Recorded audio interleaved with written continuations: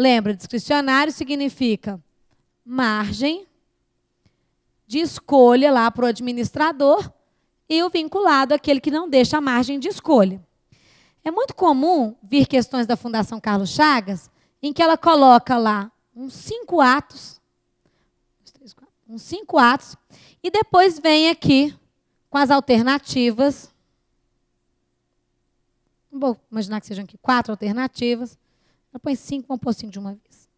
E ela coloca, qual é a sequência correta? 1, 2, 2, 1. Quantos que eu coloquei? 1, 2, 3, 4, 5. 1, 2, 3, 4, 5, 2. Ou a sequência correta é 2, 1, 1, 2, 1. Ou é 1, 1, 2, 2, 2. Ou a 2, 2, 1, 1, 2. Tá? Por exemplo. Ou aqui. 1, 1, 2, 1. Por exemplo, tá? Então, eu tenho as alternativas, que eu ainda não sei, que eu vou ver que os atos vão aparecer aqui na frente, e eu tenho que numerar. O problema é que, às vezes, quando eles vão descrever isso aqui, que é coloca lá naquela coluninha da prova, o ato administrativo, eles não conseguem descrever o ato com detalhe. E coloca bem pequenininho, por exemplo, aposentadoria compulsória. O que você vai pensar?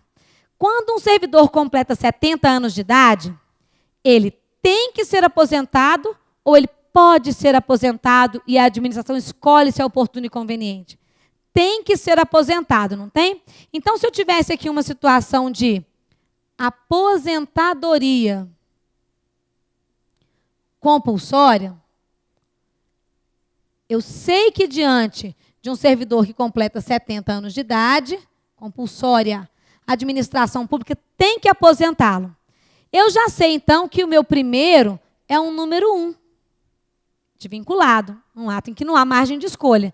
E olha o que eu já posso fazer. Já posso ir nas alternativas e ver qual que não serve para mim. A letra B marca a primeira casa como número 2. Então, não é B de bola. Já melhorou. Eu já vou passar agora para as próximas respostas possíveis. Outra coisa que a gente pode ver já de começo e ajuda muito é se em alguma linha eu tenho números que se repetem. Vamos imaginar que aqui eu tivesse assim, ó.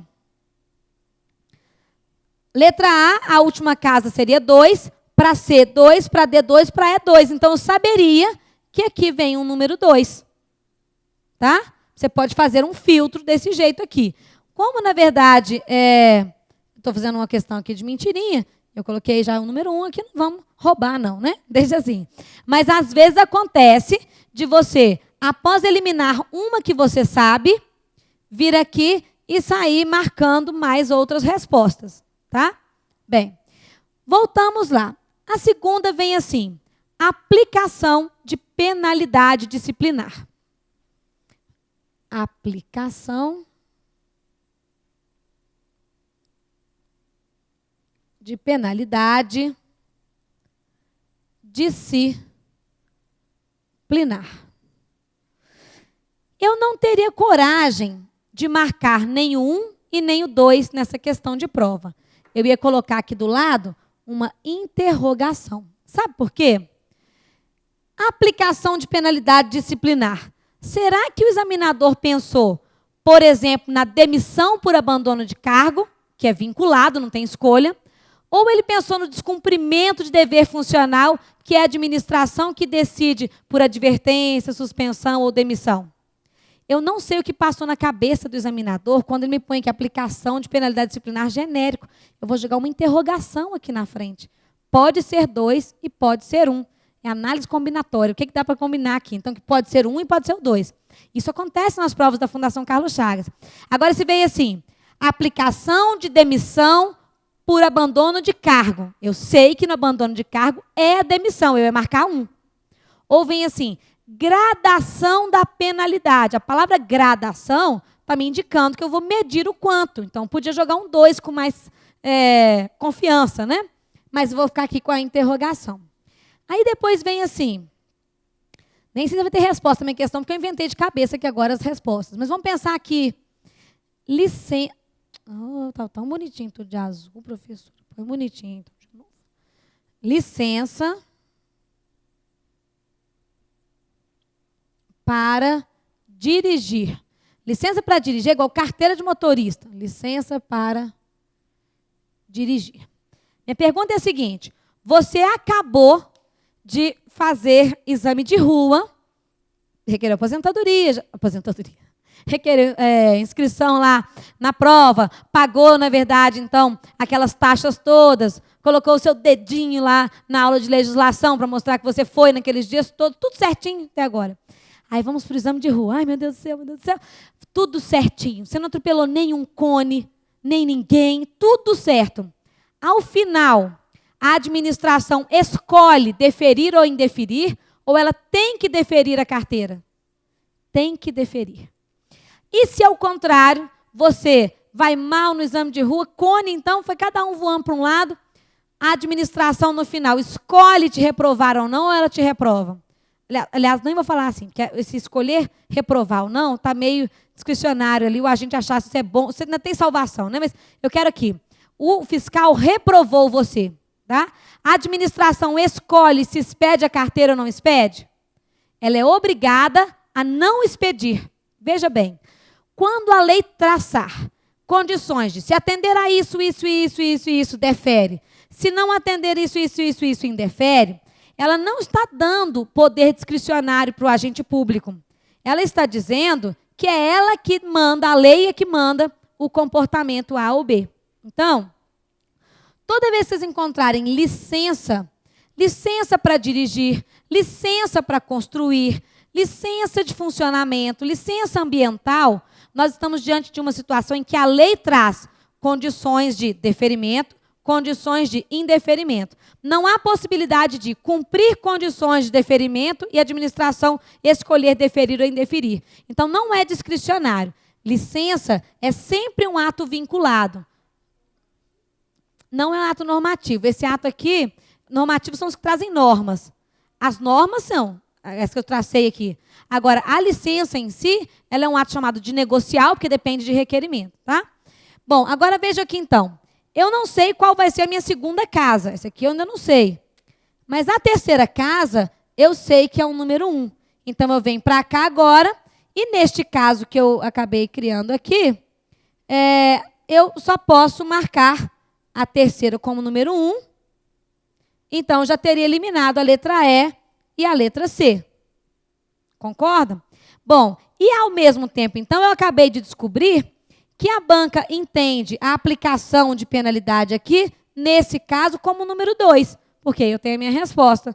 E as outras eu nem ia precisar de fazer, já ia estar pronto, tá? Então, usem essa técnica de exercício. Eu agora vou falar outras coisas que vêm escritas para vocês aqui, mas vocês vão usar sempre isso. Pega um que você tem certeza, você não vai sair marcando a aplicação de penalidade e julgar lá embaixo, que você vai se induzir em erro. Você pega um que é certo, absolutamente certo. Por exemplo, licença, sempre é vinculado. Então, você podia chegar aqui também, ter marcado o número 3, licença, e ficar entre a B e a D. E assim você ia eliminando o resto.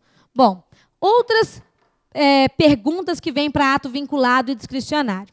Então, nós guardamos até agora que veio lá, a aposentadoria vai ser sempre vinculado. Né? A administração ela não pode negar-se a conceder aposentadoria para quem está em condições de aposentar. Ela pode até perguntar, você não quer ficar, te pago abono de permanência, mas obrigar a pessoa a ficar, não pode. Exoneração. A administração exonera o ocupante de cargo de confiança. Esse ato é vinculado ou discricionário? Não é de livre nomeação e exoneração? Ato discricionário. Se eu tivesse aqui, por exemplo, na nossa, né? Essa última aqui podia ser exoneração do ocupante de cargo de confiança. Vou escrever ela aí, ó.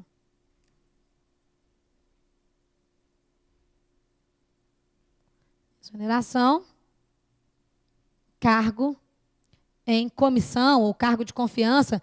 Eu sei que é a administração que escolhe se exonera ou não exonera, quando vai exonerar. Então, eu tenho discricionariedade. E se for exoneração do ocupante de cargo efetivo? Vinculado. A lei vai falar, olha, foi aprovado no estágio probatório, fica. Foi reprovado no estágio probatório, sai. A lei define as condições. Então, uma exoneração de cargo efetivo sempre vai ser ato administrativo vinculado. ainda que fale durante o estágio probatório ou não, vai ser sempre o número 1, tá? Então, aqui já tem alguns exemplos. O que mais que você vai encontrar em prova? Autorização. Se vier a palavra autorização para uso de bem público com finalidade particular, autorização para o porte de armas, autorização para isso, aquilo, outro, você vai marcar como ato discricionário. Se tem que autorizar, a administração vai autorizar, ela vai decidir. Exemplo, você resolve fazer, já acabou o carnaval já, mas vai que você quer fazer aqueles ressaca de carnaval, vai fazer um carnaval de rua, tá? E aí você, então, pede à prefeitura para autorizar o fechamento daquela rua. Para se reunir em praça pública, a gente não tem que pedir autorização, não. Vocês já viram isso lá no direito constitucional. Mas se eu vou fechar a rua e nenhuma outra pessoa vai poder entrar ali, eu estou pegando um bem de uso comum do povo e restringindo o acesso. Aí eu tenho que ter autorização da prefeitura, né? Então, essa autorização vai verificar se é meio de semana ou final de semana, é horário de rush ou não, essa rua é de grande fluxo ou não é, ela vai decidir a oportunidade de conveniência. Então, facilita muito nessas questões você saber a licença e a autorização. Porque sempre eles vão colocar licença de alguma coisa ou autorização de alguma coisa. Você já limpa aqui, já marca uma pelo menos. E licença também é chamada de alvará. Então, alvará de construção, alvará de funcionamento, que vai ser igual a licença. E se cair uma pergunta sobre licitação na prova de ato vinculado e discricionário? Quando a gente fala de licitação, licitação é uma competição que se estabelece entre os licitantes para ver quem pode ofertar a proposta mais vantajosa para a administração pública e eu garanto condições de isonomia para os licitantes. Mas, às vezes, essa competição não se realiza. Há a possibilidade dela não se realizar porque é impossível, por exemplo, só existe um fabricante de determinado bem. Então, é impossível realizar uma competição. A gente chama isso de inexigibilidade, tá? Agora, quando a gente tem uma competição possível, mas que no caso concreto não é oportuna e conveniente, a gente fala de discricionariedade. Então, por exemplo, que é a chamada dispensa de licitação. Compra de medicamentos, eu posso comprar dentre os vários fabricantes, fazendo uma licitação. Mas se acontecer uma calamidade ou uma emergência e não der tempo de licitar, eu posso dispensar essa competição. Então, guarda e coloca aí na prova, mesmo sem entender nada de licitação, que falando assim, Nossa, que nome horroroso, pessoal, escreve isso, ninguém vai saber escrever isso, não, aqui, ó. Inexigibilidade. Não façam isso numa forca. Se colocar essa palavra na forca, pode dar problema. Como é que você vai explicar depois o que significa? Né? Quando a pessoa perguntar, essa palavra nem existe, vai você explicar o que é inexigibilidade. Inexigibilidade de licitação seria sempre o número 2. Opa, errei. Eu mesmo estou errando a questão de prova. Sempre o número 1, tá? É um ato vinculado. Não cabe margem de escolha. Por exemplo, fornecedor exclusivo. E quando falar dispensa de licitação, aí você marca que a número 2 é ato discricionário sempre. Isso ajuda também, porque aí você já vai sempre falar de uma aposentadoria, você já mata uma, pega uma outra licença lá, numera, você também já eliminou outro ato vinculado, e o resto, aqueles que dá dúvida, que você não sabe bem, decisão num processo administrativo. Vou lá saber o que a banca quer falar com isso. Ela pode estar falando que tem que decidir e pode estar falando que a decisão é conforme a conveniência. Então, nestes casos, você elimina as que você tem certeza e o resto vai lá embaixo daquele jeito que a gente fez. Eu falava com uma colega de vocês aqui em sala, antes de começar a aula, que as provas da Fundação Carlos Chagas, em direito administrativo, são difíceis, não tanto porque o direito administrativo seja difícil, mas porque ela coloca de um jeito estranho. As últimas questões... Antigamente, a Fundação Carlos Chagas era a melhor banca para direito administrativo. Chegava a recomendar estudar pela Fundação Carlos Chagas. De 2008 para cá, mas agravando-se em 2009, 2010, a Fundação Carlos Chagas começou a copiar trechos de livro e colocar lá na alternativa para você julgar se é verdadeiro ou falso. Aí tem toda aquela subjetividade do autor, aquele jeito que só ele tem de explicar um assunto, e aí você não consegue saber se fora do contexto do resto do livro, se aquilo era verdadeiro ou falso. Então, marque a alternativa incorreta. Procure naquelas afirmativas alguma que traz algo absurdo. O absurdo é sempre algo que é explicado em sala de aula. Então, você vai pegar aquela ali. Agora, marque a correta é uma frase muito complicada também de você achar. Você pode até conseguir ali, não, isso aqui é certamente incorreta por isso, essa aqui eu tenho certeza que é incorreta por isso outra, né? Até que vai sobrar uma que é a menos pior, que você vai chamar de verdadeira, tá? Então, marque a verdadeira, pode ser a melhorzinha delas, e marque a falsa, a pior de todas, tá bem? Então, vamos trabalhar essa subjetividade aí na prova objetiva, né? Um antagonismo. Certinho?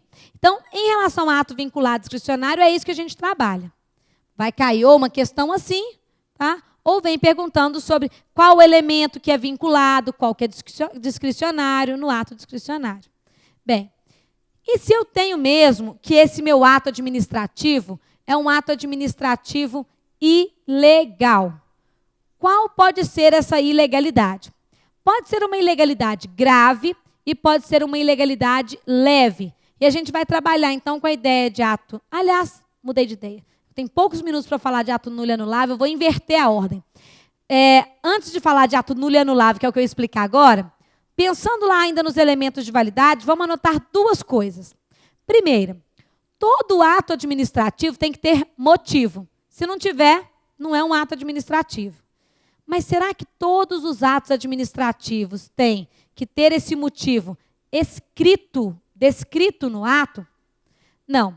Essa descrição dos motivos de um ato administrativo se chama motivação. Quero que você coloque aí no seu caderno agora, motivo versus motivação.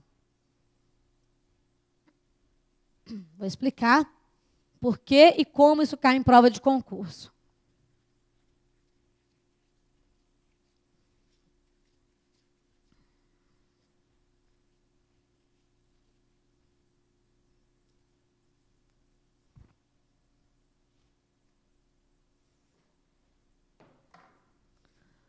Motivo versus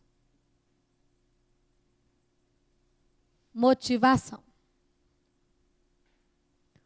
Motivo. Todo ato administrativo tem. Todo ato administrativo tem que ter motivo. Motivo corresponde a razões de fato e de direito, na verdade, circunstâncias fáticas e previstas em leis jurídicas, então, razões de fato e de direito que autorizam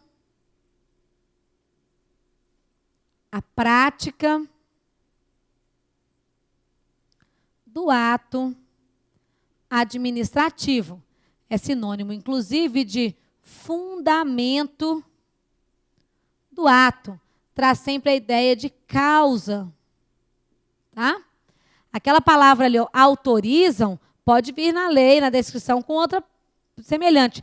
Permite, determina a prática do ato pela administração. Mas o mais importante é isso aqui, ó. Todo ato administrativo tem motivo. Diferente do conceito que a gente tem no direito administrativo para motivação. Motivação, gente, não é igual a gente precisa para passar na prova do concurso, né? Para passar no concurso, você precisa ter um motivo, quero ficar estável, quero ter uma renda fixa, e ação, estudar. Mas não é essa a ideia aqui.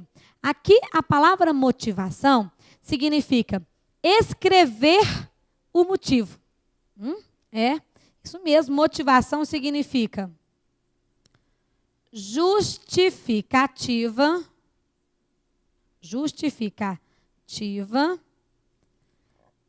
expressa do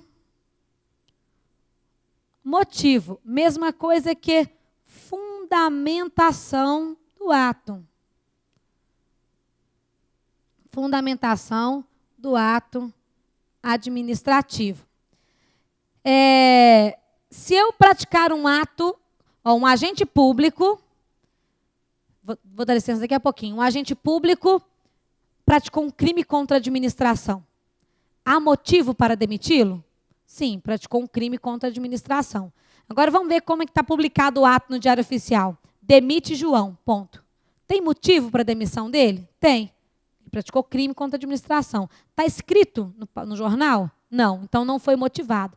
A motivação é porque eu tenho que colocar lá, demite João pela prática de crime contra a administração. Então quer dizer que o ato foi motivado.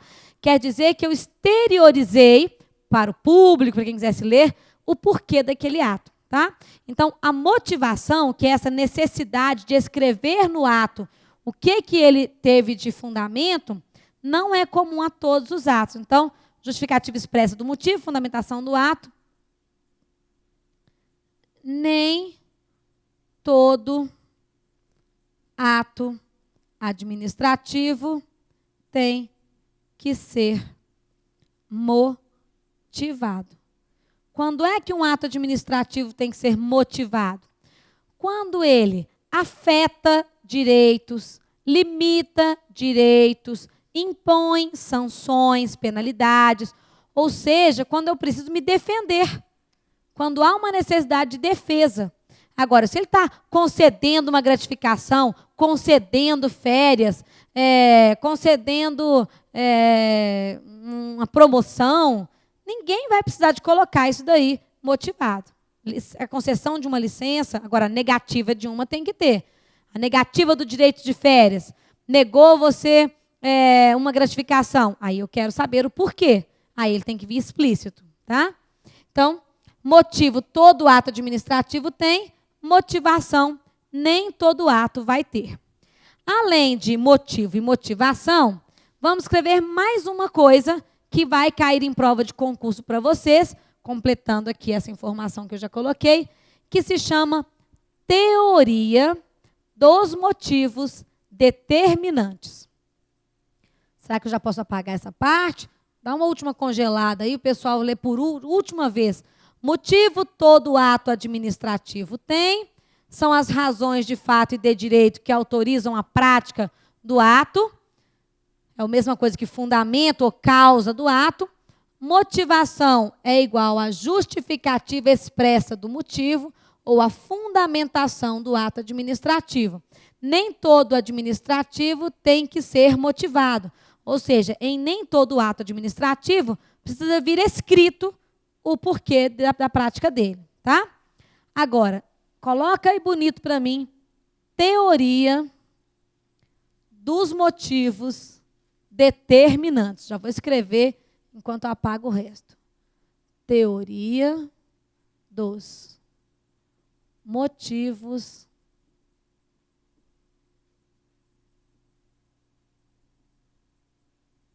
determinantes.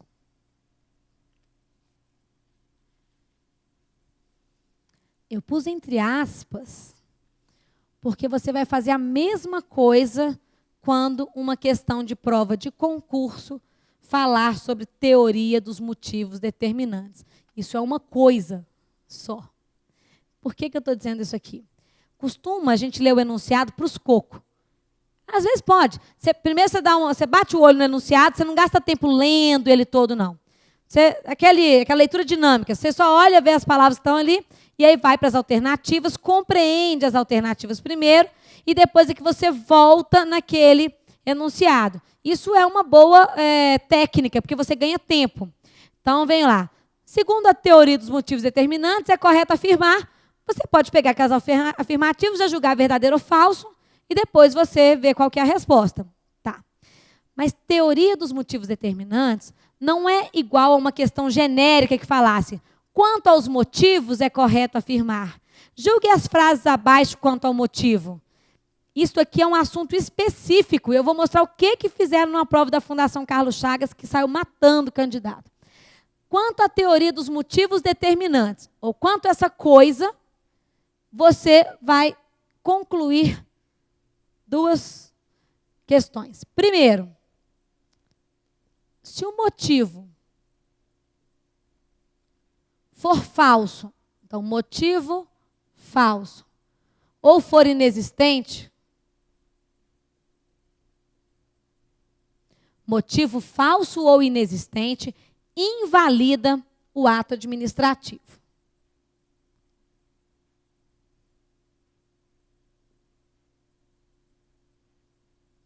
Mesmo quando esse ato não precisa ser motivado. Então, por exemplo, eu falo assim, João praticou crime contra a administração pública, tem que ser demitido. É justa a demissão dele? Ele praticou um crime contra a administração pública. Na hora que eu vou publicar o ato, vem assim, demite João por abandono de cargo. João não abandonou o cargo. Esse motivo é falso. Ele consegue ser reintegrado. Tá? A demissão era justa, mas o motivo que eu coloquei era falso. Então, eu tenho um ato administrativo ilegal. Tá bem? Mesmo quando eu não preciso dizer o porquê. Ato discricionário, nomeação de um candidato para cargo comissionado. Nomeio João. Eu podia pôr ponto final, não tem que ter uma motivação, porque o ato não precisa dessa descrição especificamente, está criando um direito. Agora, se eu colocar, nomeio João porque ele é alfabetizado, e se ele não for, eu tenho que ter a invalidação dessa demissão. Tá? E mesmo que alfabetizado não fosse um requisito. Vou colocar um outro aqui, para o pessoal pensando em tiririca, não tem nada a ver com tiririca essa história. Nomeio João porque ele fez doutorado na França. Vamos imaginar que ele tem doutorado na Itália, não serve. Eu falei, na França? Embora pouco importasse ter ou não ter doutorado. Então, eu não preciso motivar quando estou criando direitos. Nomeia para o cargo comissionado João, ponto final. Mas se motivou, a condição daquele motivo ser verdadeiro é condição de validade do ato administrativo. Tá? E a outra coisa que essa teoria dos motivos determinantes conclui é que o motivo alegado no ato, alegado quer dizer que eu aleguei, que eu coloquei lá, tem uma palavra bonita, declinado no ato. O motivo alegado, declinado, estabelecido, descrito. Nossa, a pessoa está criativa hoje. No ato administrativo. Então, o motivo alegado no ato administrativo condiciona. E aí, às vezes, você vai encontrar a palavra vincula. Mas não é de ato vinculado, não. É de condicionar. Condiciona. Vincula o agente público. Explica para mim, professora, que história é essa.